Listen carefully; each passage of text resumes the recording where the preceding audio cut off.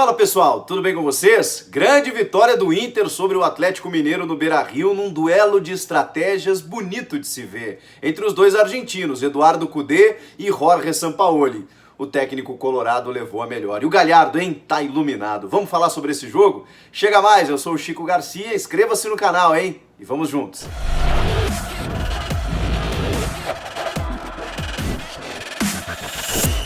Bora, rapaziada, inscreva-se no canal, hein? Rápido, fácil, grátis, não custa nada, você ajuda a fomentar o canal aí, a gente tá postando vídeo inédito aqui todos os dias. Falar desse grande jogo, duelo de líderes, né? Os dois com 9 pontos, e é muito importante você vencer esse tipo de jogo, porque é uma questão até matemática, né? Você soma 3 pontos e impede o seu adversário de somar pontos. E esse adversário, quando ele é concorrente na disputa pelo título, a gente chama daquele confronto de 6 pontos, né? É óbvio que é muito importante você somar pontos contra equipes que estão lá embaixo na tabela, mas são esses jogos que caracterizam esse confronto direto e que faz muita diferença lá na frente quando os dois estão disputando a ponta da tabela, como por exemplo é o caso nesse começo de campeonato. O Inter venceu, era o mais importante, 3 pontos, mais uma vitória, o Inter com 12 pontos na ponta da tabela, mas a gente precisa entender de que forma aconteceu esse jogo. E foi um duelo muito interessante da gente assistir entre esses dois técnicos argentinos. O Sampaoli ficou com a bola durante quase o jogo inteiro. E o Inter, que também gosta de ficar com a bola, se propôs a um esquema mais reativo. O Cudê, ele não teve o Paulo Guerreiro, já desde o jogo passado, uma cirurgia no joelho direito, lesão grave, fica de fora até o final da temporada. O Inter tá buscando aí o Alexandre Pato, um substituto, porque realmente ele fez falta. O Guerreiro é um cara que segura a bola lá na frente, nessas ligações diretas que muitas vezes os zagueiros e volantes do Inter são obrigados a fazer, quando muito atacados. Fora a qualidade que ele tem, vinha sendo artilheiro e tudo mais. Então, o Cudê montou um ataque do meio para frente ali com o Bosquilha, o Galhardo com muita mobilidade, muita movimentação, quase como um falso 9, e o Marcos Guilherme para seu escape de velocidade. E no caso do Atlético Mineiro, um esquema com 3 zagueiros para liberar os alas. O Júnior Alonso, o Igor Rabelo e o Hever, para que o Mariano pela direita e o Arana pela esquerda pudessem subir. E aí no meio de campo ali o Jair com o Alan e o Johan, ganhando sequência na titularidade, e lá na frente o Keno e o Marrone. Não funcionou essa estratégia do Sampaoli. Por quê? Porque quando ele tenta liberar os seus alas para chegar com mais efetividade, ele esbarrou numa marcação quase que perfeita do Internacional, pelo lado direito com o Saravia, esse lateral argentino pedido pelo Cudê. O Guilherme Arana pouco conseguiu subir ali pelo lado esquerdo do campo. No lado direito, em que o Inter em tese tem uma fragilidade maior com o Moisés, aí o Inter contou com um jogador que foi para mim acima da média no jogo de hoje, Patrick. O Patrick esteve em todos os lados do campo e quando das subidas do Mariano, quem estava lá para compor a sobra do Moisés era o Patrick. O Edenilson também fez um trabalho fundamental de motor do time ali no meio, juntamente com o Lindoso. Mas o Patrick, para mim, ele foi tão bem na frente quanto atrás. Inclusive, é dele a jogada do gol. Na verdade, a jogada inicia com o Thiago Galhardo, o Patrick dá um passe maravilhoso e o Galhardo espera o momento certo para deslocar o Rafael e fazer o único gol do jogo. O Galhardo tá iluminado, né? Ele tá aparecendo lá na frente, tá com ótimos números, é um cara muito lúcido, né? Eu gosto muito de ver as entrevistas pós-jogo dele, mesmo naquela correria, ele foge do protocolar, ele explica o que tá acontecendo. É um cara que chegou numa maturidade interessante e chega no Inter nessa fase mesmo da carreira em que ele consegue desenvolver a criação, desenvolver até mesmo uma fase de artilheiro. Tá muito bem o Galhardo realmente nesse time do Inter. E pra mim o Patrick foi o dono do jogo. Mas aí o que acontece? Quando o Inter faz o seu gol logo a 7 minutos, o Inter até começa a explorar, né, essa boa fase do Galhardo, essa tentativa de chegada, mas o jogo no primeiro tempo ele foi muito truncado, mais truncado do que jogado, especialmente pelo meio de campo. A marcação do Inter não deixava o Atlético jogar. E quando o Inter tinha a bola, também encontrava dificuldades, porque o Galo também tinha muita marcação, especialmente por esses dois volantes, aí o Alan e o Jair.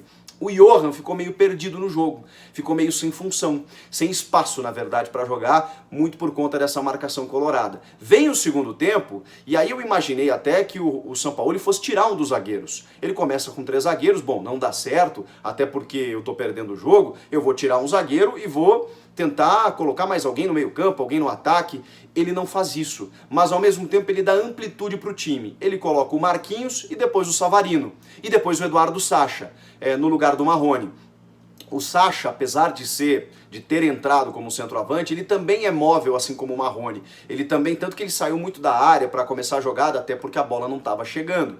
O Atlético, com essa estratégia do segundo tempo, de ampliar, já que os alas não estavam conseguindo, o Marquinhos até conseguiu muito mais que o Keno, por exemplo, porque ele tem mais velocidade no 1 contra 1, ele foi mais efetivo. Não vou dizer que ele tem mais do que o Keno, mas ele foi nesse jogo. Ele tem sido, né? O Marquinhos tem entrado muito bem. E ele conseguiu dar muito mais trabalho para a defesa colorada do que o Keno vinha sendo. Agora, o Atlético, a rigor, criou 2 ou 3 oportunidades mais claras que a gente possa lembrar. Você lembra de uma grande defesa do Marcelo Lomba? Tem um voleio do Sacha que a bola passa próximo, tem um chute que o Patrick recolhe o braço, né? Por isso eu acho que não é pênalti também, e no carrinho acaba afastando a bola. E tem outra bola que eu não lembro exatamente quem chuta, mas ela cruza a grande área e foi um lance perigoso, assim, mas ninguém aproveitou.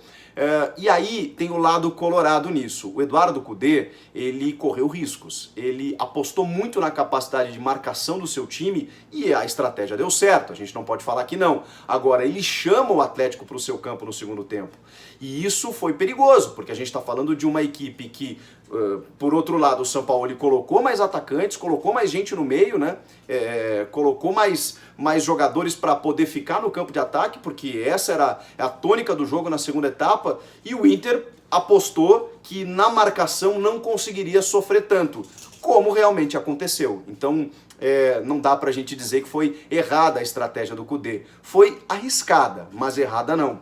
Depois ele coloca o Musto, logo cedo, 20 minutos do segundo tempo, e aí o torcedor colorado, imagino eu, que já deve ter arrepiado os cabelos, porque o Musto já não tem um bom cartaz com a torcida do Inter, e ali o Cudê dá claras mostras de que vou me fechar. Ele coloca o Musto, ele tira o Marcos Guilherme, que não estava bem no jogo, tá? Se o Marcos Guilherme era a opção de velocidade e deveria ser, ele não estava bem no jogo. E coloca o Musto. Só que o Musto entrou bem. O que acontece? Como o Atlético estava dominando ali no meio de campo, com mais jogadores e tentando dar amplitude, quando entra o Musto, cara, você tem um ferrolho ali atrás. Você tem os 2 zagueiros, você tem o Patrick e o Edenilson jogando atrás da linha da bola, tem, além do Lindoso, mais o Damian Musto. Bom, aí o Atlético pouco conseguiu fazer. Não tinha como chegar. E também destacar a atuação dos 2 zagueiros. O Zé Gabriel, que é um volante improvisado e que tirou a vaga do Moledo, que a gente imaginava que pudesse ser titular, jogou uma barbaridade. Jogou muito bem mesmo. E o Victor Cuesta, que vinha falhando, também ganhou todas as divididas, especialmente por baixo. E até por cima, que vinha sendo criticado por isso, por perder lances no alto. O Victor Cuesta e o Zé Gabriel se afirmaram ali na defesa colorada. Quanto a isso, não tem o que fazer. E depois o Cudê, mais inteligente, faz o seguinte: bom, eu realmente não estou ficando com a bola, então eu vou botar o D'Alessandro para que ele segure a bola lá na frente. Talvez tardiamente. Ele demorou muito para colocar o D'Alessandro. E o D'Alessandro, com a qualidade que tem, dominava a bola, sofria falta, armava o jogo.